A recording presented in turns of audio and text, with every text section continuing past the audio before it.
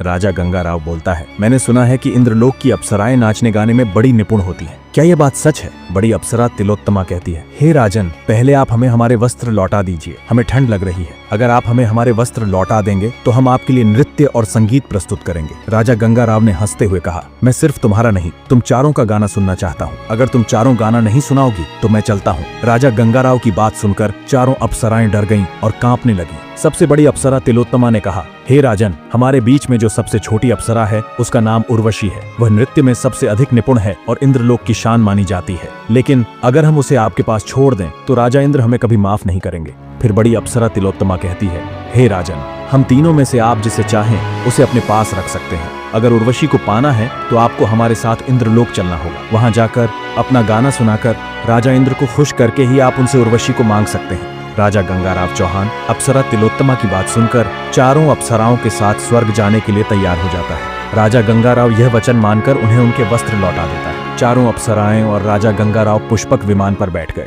राजा गंगाराव की खुशी का कोई ठिकाना नहीं था। उन्होंने अपनी अच्छी किस्मत देखकर भगवान का धन्यवाद किया और प्रार्थना करने लगे, हे भगवान, आपने इतनी दया की कि मुझे जीते जी स्वर्ग जाने का मौका दे रहे हो। कृपया इतनी और दया करें कि स्वर्ग का राजा इंद्र मेरा गाना सुनकर खुश हो जाए और अप्सरा उर्वशी को मेरी रानी बनने के लिए मुझे सौंप दे।